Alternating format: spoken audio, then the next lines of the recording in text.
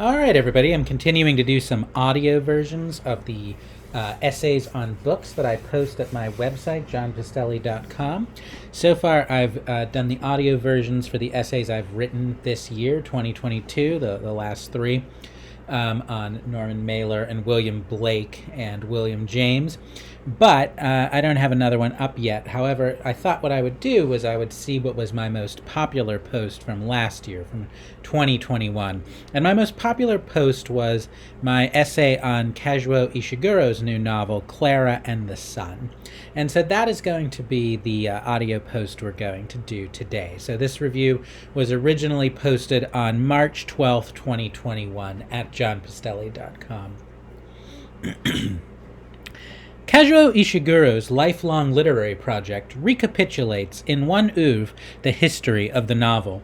First were three works of troubled realism: A Pale View of Hills from 1982, An Artist of the Floating World of 1986, The Remains of the Day of 1989. Each is in the first person, like the early faux memoir and epistolary fictions of Defoe and Richardson, and the classic Bildungsroman of Dickens and Bronte. Each has a historical dimension a la Scott, yet each also uses unreliable narrators to raise the questions about subjectivity and point of view introduced into fiction by contemporaries of Freud like James, Conrad, and Ford. With his fourth novel, The Unconsoled of 1995, Ishiguro pressed his 19th century inquiry into fictional truth past the techniques of the unreliable narrator to create a wholly unreliable fictional cosmos, a 20th century dreamscape made of strange and arbitrary words whose semi-intelligible subtext is the impossibility of art. Here he joined the avant-garde of writers like Joyce, Kafka, and Beckett. With this philosophical demolition of realism, fiction becomes pluralistic. If words never quite reach the real, anyway, there is no reason to scorn the popular genres, whose tropes and lingos can be put to a serious purpose. Accordingly, the second half of Ishiguro's oeuvre explores these genres' 21st century possibilities: detective fiction in When We Were Orphans from 2000, science fiction in Never Let Me Go from 2005, and fantasy in The Buried Giant from 2015. His new novel, Clara and the Sun, continues this itinerary. It is the author's foray into children's literature, though Ishiguro allows that he published it as an adult novel because his early readers said it was too depressing for younger audiences. But the novel's fable quality, its simple language, and its adoption of its adolescent protagonist's redemptive moral naivete all spell YA at least, and the reviewers got the hint with their many references to Pinocchio, The Velveteen Rabbit, and Toy Story. What will be next for him, I wonder? A continuation of the pop genre tour, western, romance, horror, pornography, or another massive shift, the inauguration of a new phase?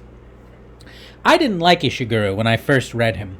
I was assigned The Remains of the Day in Valerie Kripps's Spring 2003 seminar in Fiction and Realism as explored through select British and Commonwealth novels from Defoe to Ondaatje, alongside literary theory from Auerbach to Derrida, including Barthes' S.Z. in its entirety. This might be the most important class I took in college, since I've spent the rest of my intellectual and creative life exploring the problems it posed, but Ishiguro's placid manner and facile themes didn't impress me much, next to the explosive experiments in theory and fiction I found in Barthes and The English Patient.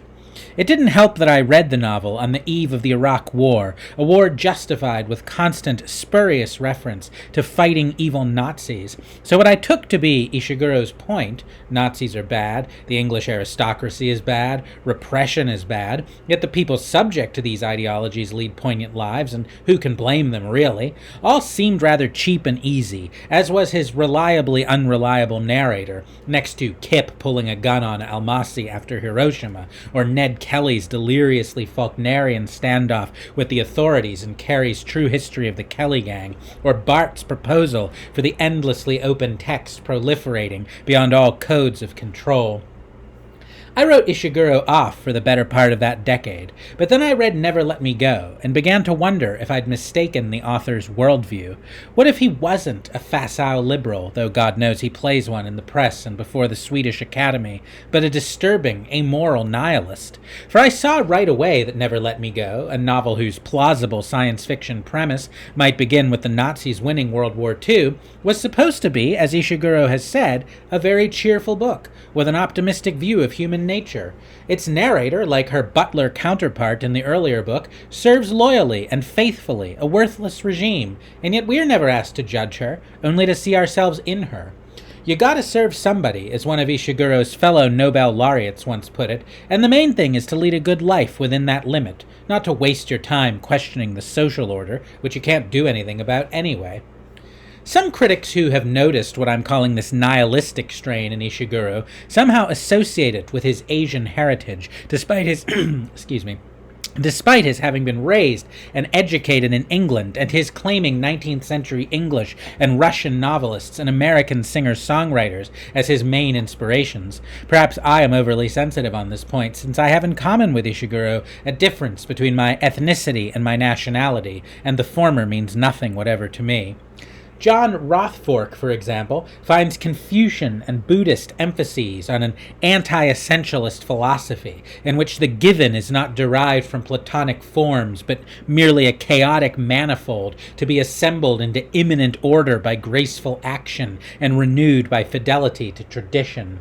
I am not expert enough on Chinese and Japanese thought to evaluate this critical premise, though it is my dim understanding that Western teleology's arrival in Asia, in those only superficially distinct eschatologies known as Christianity and Marxism, usually spelled disaster. From the Taiping Rebellion, to the Cultural Revolution, to the Cambodian genocide. This question brings up another painful topic, the total impossibility of the task the Western left has set itself since the 1960s, that of being both progressive and multiculturalist. But progressivism is inherently imperialist and totalitarian. If you are a progressive, you know the one right way to think and to act, and at least implicitly you believe everyone else should follow this way, perhaps even be forced to follow it at the point of a gun. Multiculturalism, on the other hand, is inherently relativistic and nihilistic. It renounces imperial impositions of every kind and says that we must learn to live with plurality, that it's fine if one culture practices the companionate marriage of equals, while another is a patriarchy where old men take child brides and boy lovers, that it's equally acceptable if one culture pays workers the market rate for their labor, another gives every worker a state stipend, and a third practices chattel slavery. An even more unpleasant way to put it is to say that progressivism is a global totalitarianism, whereas multiculturalism promotes a dispersion of micro-totalitarianisms. I think of the quietly climactic exchange in one of Ishiguro's favorite films, Ozu's Tokyo Story. Isn't life disappointing? Yes, it is.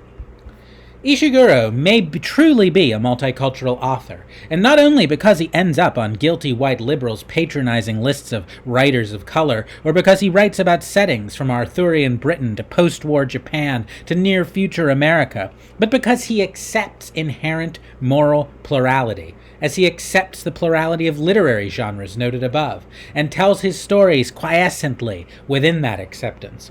From the progressive viewpoint, he may therefore also be the most right-wing novelist to enjoy acceptance and polite company today, far more conservative than, say, Michel Houellebecq or Cormac McCarthy, both of whom are only conservative in a progressive way as they lament the passing of the Christian promise.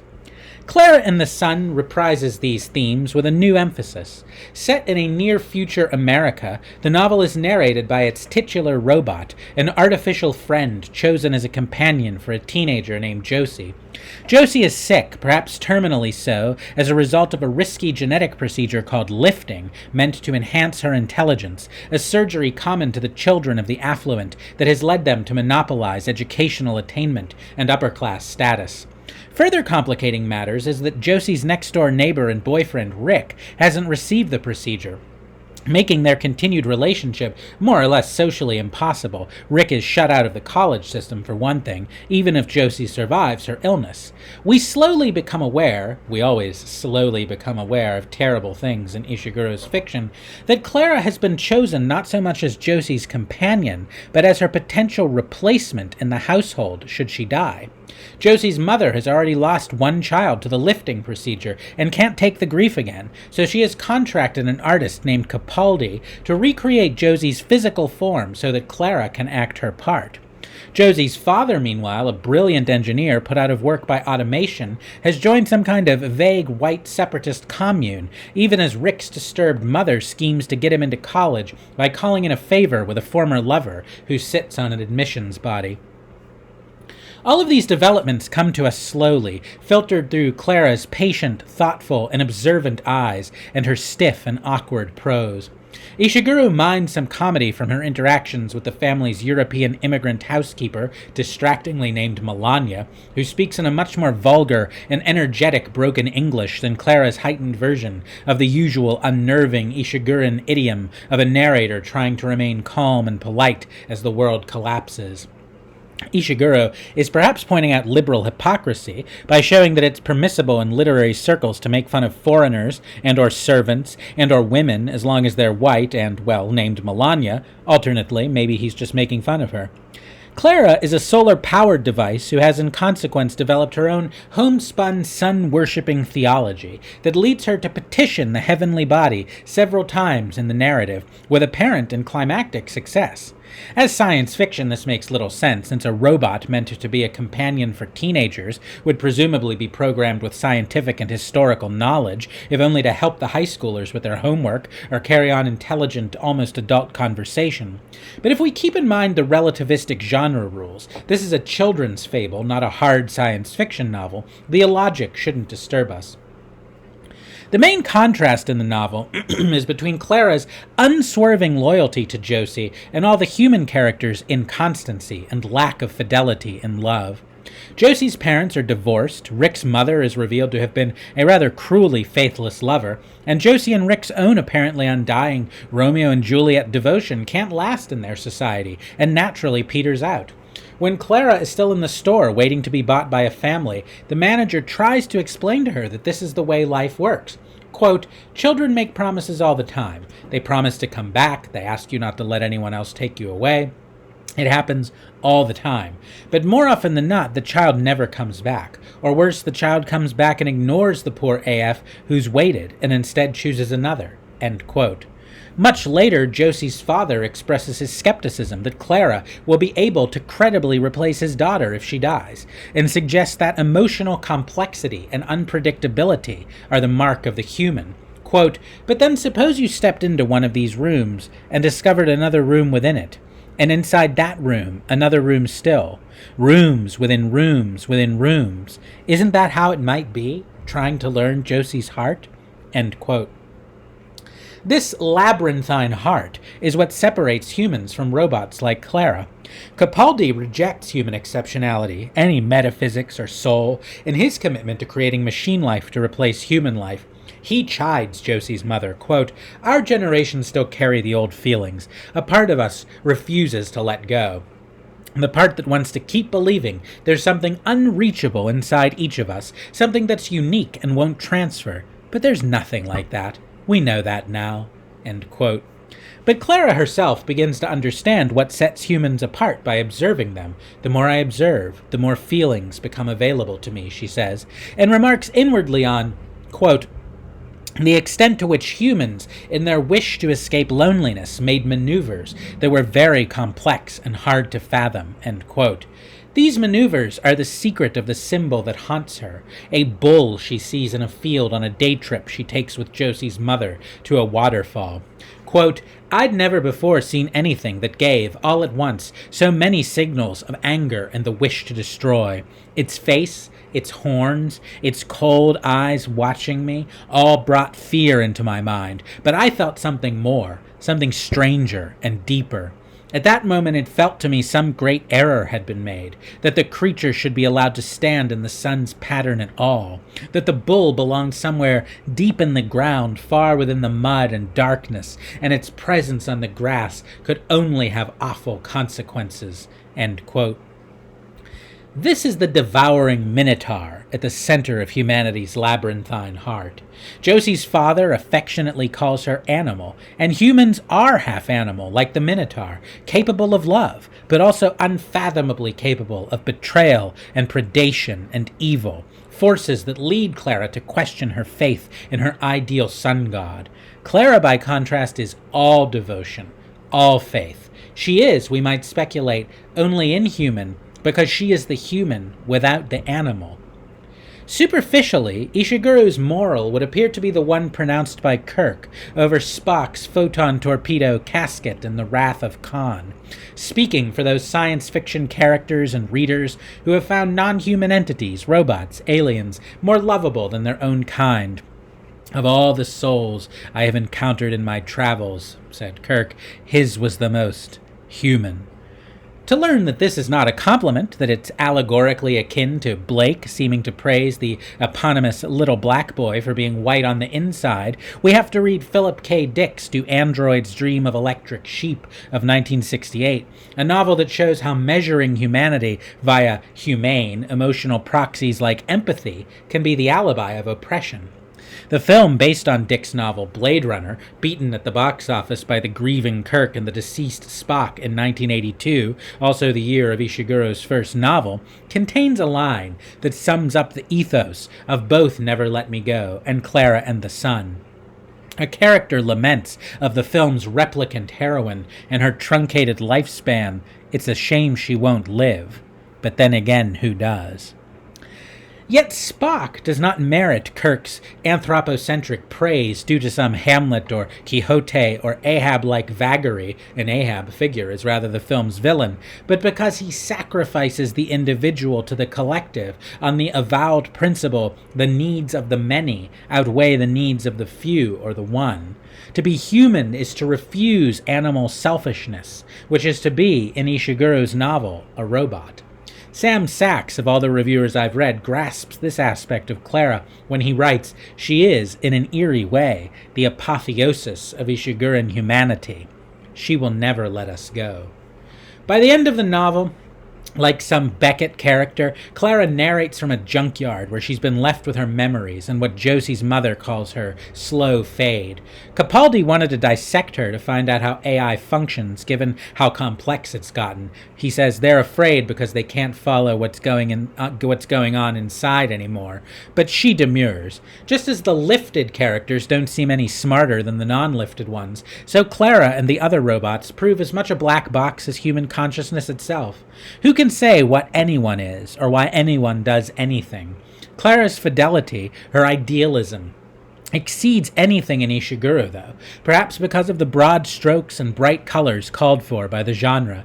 Our judgment is more ambiguous than ever. Was it all for nothing? For a social system she never had enough processing power to understand wasn't worth a moment of anyone's time?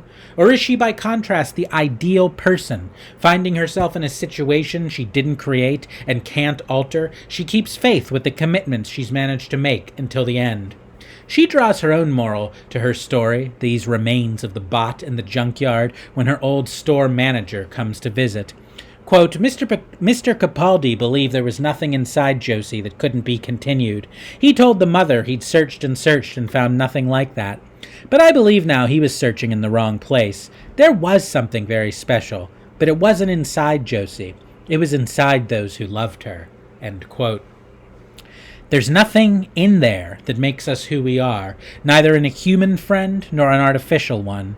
All that matters is the connections between us and their careful maintenance in spite of every whim or desire, every change of heart or identity, every second thought or new circumstance.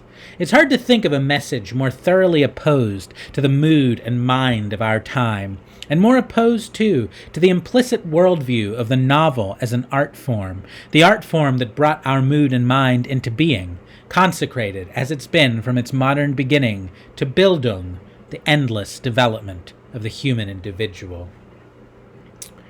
All right. Thanks very much. Please like, comment, subscribe, go to johnpistelli.com, send money, etc., and have a nice day.